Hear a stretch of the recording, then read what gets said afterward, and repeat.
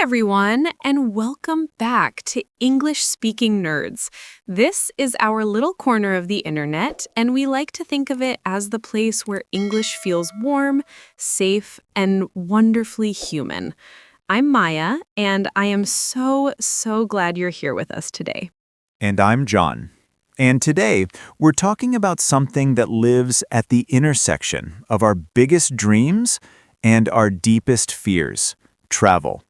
And we're not just giving you a list of phrases. We're talking about the feelings behind them, the real human emotions you carry with you when you step into that giant, echoing airport.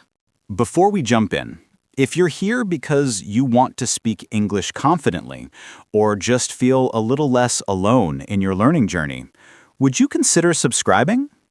Being part of this family means you're choosing to grow in a kind, human way. It really does mean the world to us. Okay, let's settle in, let's breathe, and let's start with the big one, the fear. I want to begin with something honest. Most people feel scared to use English when they travel.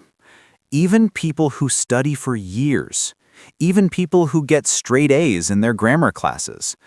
That fear is normal. It's human. It simply means you care about being understood. And caring is not weakness. It's courage.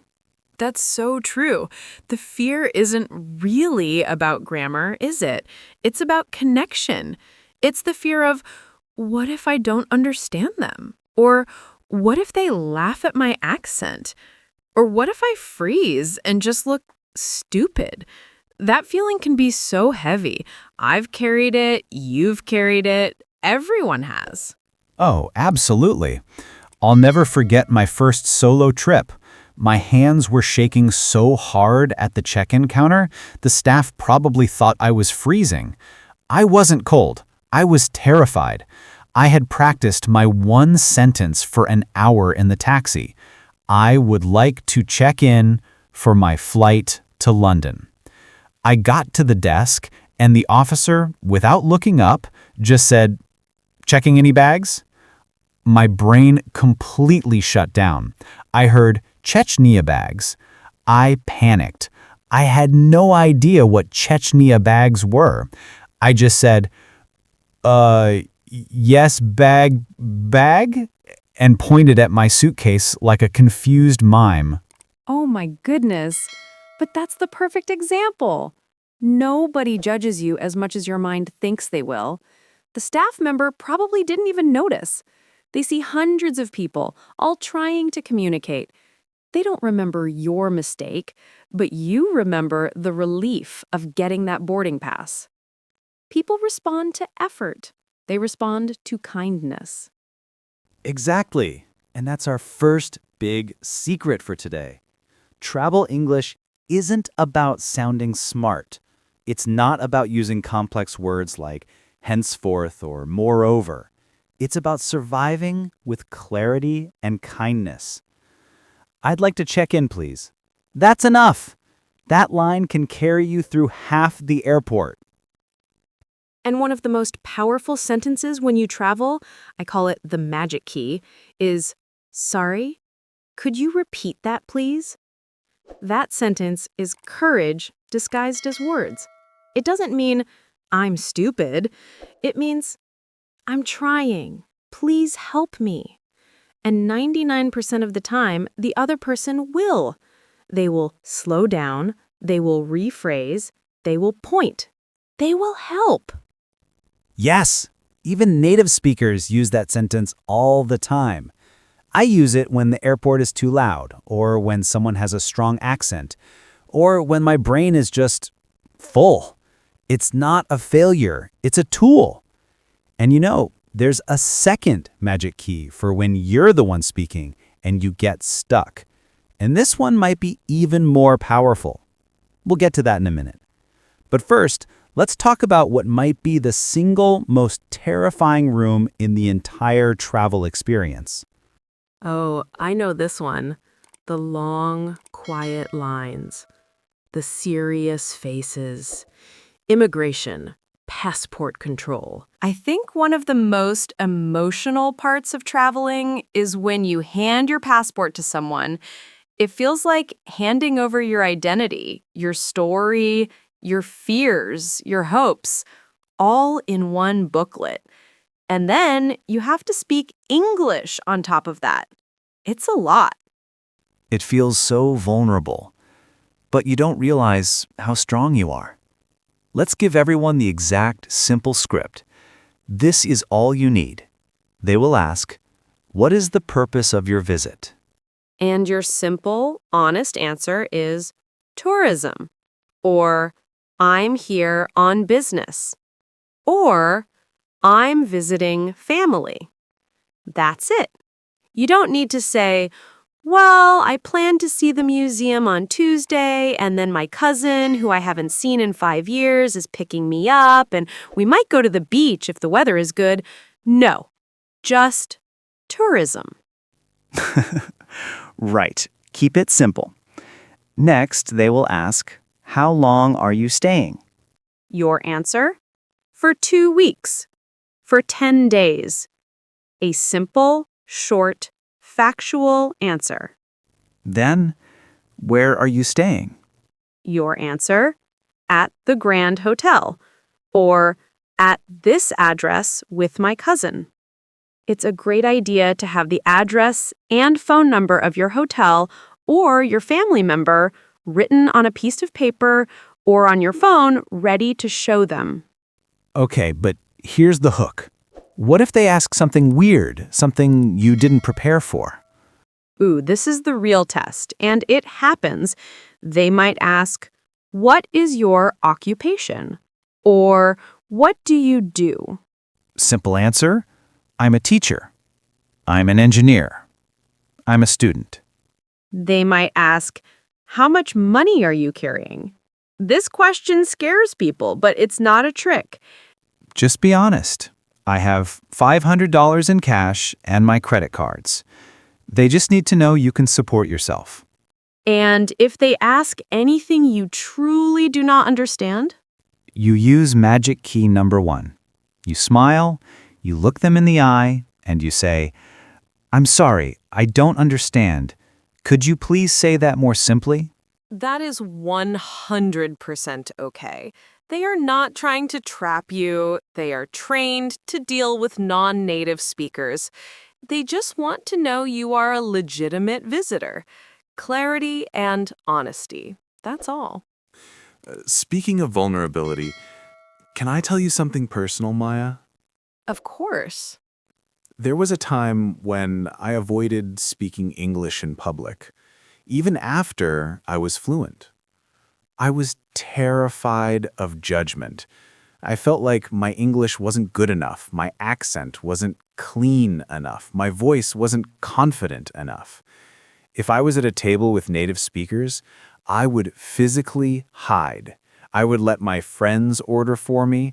I would plan my order at a restaurant just so I could point at the menu instead of saying the word. I thought everyone could hear my fear. I thought my silence was safer than my mistakes. John, thank you for sharing that. I think so many people listening feel exactly that. That deep insecurity. That inner voice whispering, you're not good enough to speak. You'll sound stupid. Just be quiet. Yes, but here's the truth I learned, and I want everyone to hear this. You don't need permission to speak. You don't need to earn the right to use your voice. Your voice is already valid, already worthy, already enough. Your trying is what matters. Absolutely. And your accent is not a problem. It's a story. It's a map of your life. It's your culture, your childhood, your home, all carried in your voice. An accent is not a failure of English. It's proof that you speak more than one language. And that is a superpower. It's beautiful. I want to add to that. A native speaker's accent is also an accent. A British accent, an American accent, an Australian accent. They are all just accents. Yours is too. There is no default or correct one. There is only clear. If anyone listening has ever felt embarrassed speaking English, please hear me. You are not alone. You are not wrong. You are not weak. You are learning, and learning is brave. Yes, every time you speak English, even one sentence, you're doing something brave. Okay, let's follow the travel journey. You passed immigration. You're breathing again. Now you're at the check-in for your next flight. You breathe. You smile. You say, "I'd like to check in, please. My flight is to London." They will ask the classic question, window or aisle? Ah, the big decision. Aisle, please, if you'd like to get up and walk around. Or window, please, if you'd like to see the view and sleep against the wall. Then they ask, are you checking any bags? You say, "Just this one," and you put it on the scale. Or, "No, just carry on." Your small bag you take with you. Simple. Done. Now, the next challenge. Security. The chaotic Olympics. It's loud, it's fast, people are stressed. Now here's the one mistake everyone makes at security that you can easily avoid. Forgetting the water bottle. Yes, you get to the front of the line and you have a full bottle of water. So tip number 1, drink or empty your water bottle before you get in line. It saves so much stress. The phrases here are not really phrases. They are commands. Laptops out. Shoes off. Belts off. Liquids in the tray. It feels like they're yelling at you, but they're not. They're just being fast. My best tip? Just watch the person in front of you and copy exactly what they do. And if you're confused, just hold up your laptop and ask, "This out?" They'll nod. Hold up your plastic bag of liquids. "This okay?" They'll nod. You don't need full sentences here. You just need to get through. You survived. You're at the gate. Now, the plane. You find your seat, 12A, but, oh no, someone is in your seat. This is so awkward. Please don't just stand there and look angry. It's almost always an honest mistake. A simple, polite smile. "Excuse me, I think you're in my seat. I have 12A. 99% of the time, they'll say, "Oh, I'm so sorry. I'm 12B." And they move. Easy. Now, the flight attendants. They are your friends. You can ask them for things. "Could I have some water, please? Could I have a blanket, please? Could I have some headphones?" What if your TV screen isn't working? Don't be miserable for 10 hours. Press the call button. When they come, say, "Excuse me, my screen isn't working. Could you help me?" They will try to reset it. It's not a bother. It's their job. What about turbulence? When the plane gets bumpy and you feel scared. This isn't an English tip, just a human one. Take a deep breath. It's normal. But if you're really scared, it's okay to get the flight attendant's attention and say, "I'm a little nervous. Is this normal?" They will always be kind. "Yes, it's just some light turbulence. We'll be through it in 10 minutes. Their calm voice is so helpful. Okay, you land. You're excited. You go to baggage claim. You wait, and you wait, and the carousel stops, and your bag is not there. This is the worst feeling. Your heart just sinks. All your things gone. Okay. First, do not panic. This happens all the time. look for the baggage services or lost luggage office. It's always near the baggage claim. Walk up to the desk, take a breath, and use this magic sentence. Excuse me, my bag did not arrive. My flight was flight number from city. They will say, "Can I see your baggage tag?" This is the little sticker they put on your passport or ticket. Never, ever lose this sticker. You give it to them.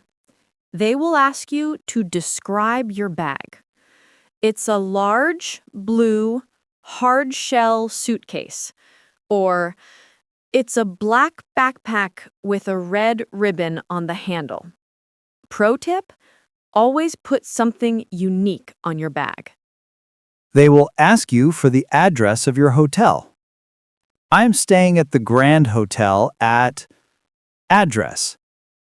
They will give you a form and a reference number. 99% of the time, your bag is not lost. It's just delayed.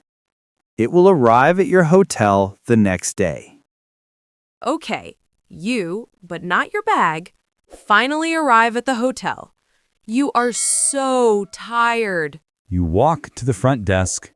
Hello, I have a reservation under the name, your name. They check you in, you get your key, you go to your room, and oh no, it's right next to the noisy elevator, or it smells like smoke. This is a big one. You do not have to suffer. You are paying for this room.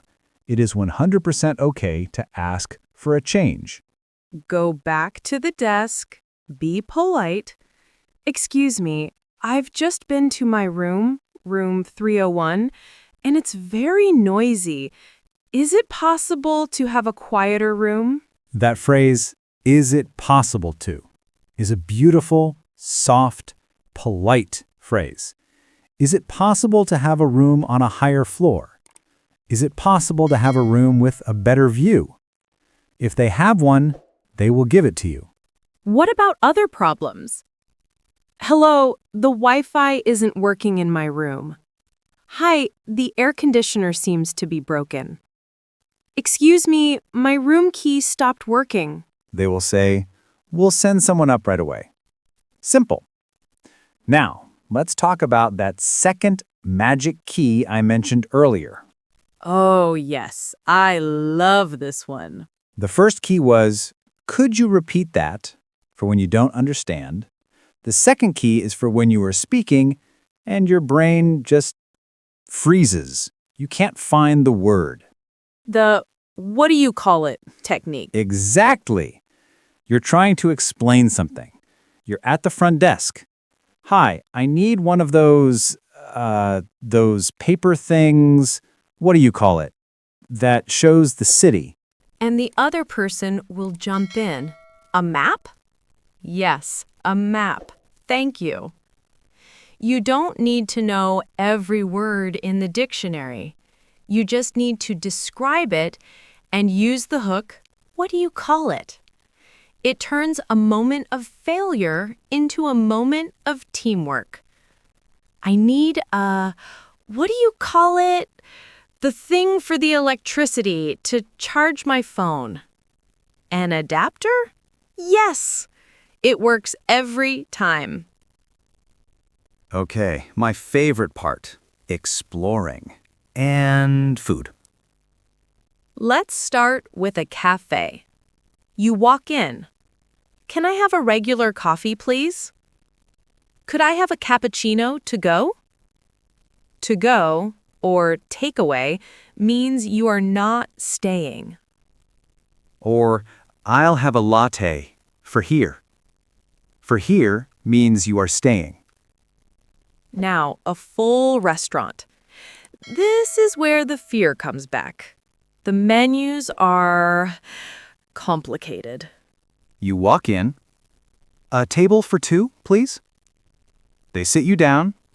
The server comes. "Would you like to start with a drink?" You can say, just water for now, please. Or if you're not ready at all, the magic phrase is, "Could we have another minute, please?" They will always say, "Of course," and come back. Okay, you're ordering. What if you're ordering a steak? This is a classic. They will ask, how would you like that cooked? This question panics so many people. Here are your options, from least cooked to most cooked. Rare, very red inside. Medium rare, penner. Medium, pink center. Medium well, just a little pink. Well done, no pink, all brown. Just choose one. Medium rare, please. Done. You sound like a pro. What if you have no idea what to order? The menu is confusing. Ask for help. This is the best part. Smile at the server and ask, "What do you recommend?" Or, "What is the most popular dish?" People love to give recommendations. And now, the most important sentences. These are not about being polite, they are about your safety. Allergies. Be very clear.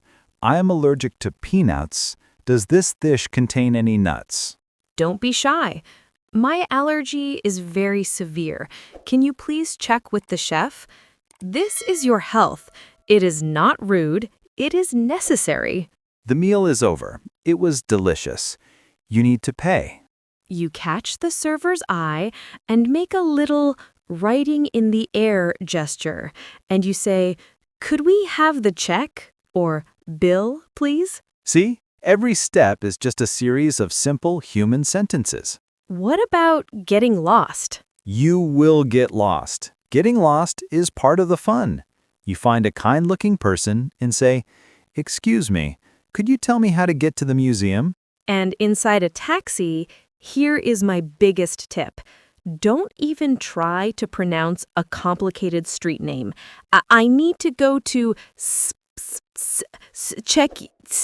Sechenyi. It will only lead to confusion. Just open the map on your phone, show them the address, and say, "Please take me to this address." It's 2025. Use the technology. Let's talk about something deeper again. The loneliness of not understanding English. That moment when a group of people are talking or someone speaks too fast and your brain just goes silent. It freezes. You feel small, invisible, like you're suddenly outside of the world, looking in through a window. I felt that, and it can break your confidence if you're not careful. It's a heavy, sinking feeling. But here's something important. That loneliness is temporary. It's a fog, and it disappears the moment you ask for help. The moment you say, "Sorry, I missed that." That's the magic of communication. And asking for help does not make you weak. It makes you human. I want to ask you something, Maya. What's one travel moment that changed you? I think it was when I was lost in a small town in a foreign city and asked an older woman for directions. She didn't speak my language, I didn't speak hers, but she looked at my confused face, smiled, held my hand, and walked me 3 blocks to the place I was looking for. No English, no shared words, just a warm hand and a kind smile. That moment taught me that English is just one tool. Kindness is the real language of travel. We are all just people trying to find our way. That gave me goosebumps. That's the heart of it. Not the food, not the photos, not the hotels. The people, the moments, the gentle human connections. Travel English is not about sounding smart. It's about opening your heart. It's about connection, not perfection. People rarely remember perfect grammar, but they always remember how you made them feel. They remember your smile. They remember your effort. And English spoken with fear is still English. English spoken slowly is still English. English spoken imperfectly is still English. No one has the right to take away your voice. And if you ever feel ashamed or embarrassed about your English, please remember, your voice carries the sound of your life, and that sound matters. Nothing matters more. Before we wrap up, can we give everyone listening a little emotional practice moment again? Something soft, something brave. Yes. Wherever you are, whisper these with us, or just say them in your heart. I am learning. I am growing. My mistakes are proof that I am trying. I am allowed to take my time. I don't need to be perfect. I just need to be brave. It is okay to ask for help. My accent is my identity. My voice deserves to be heard. I can be scared and I can be brave at the same time. I can speak English when I travel. I am enough. And you are. You really are. Thank you for being here with us. Thank you for giving us your time, your trust, your heart. It means more than we can say. And if you want to keep learning English in a warm, human way, please subscribe.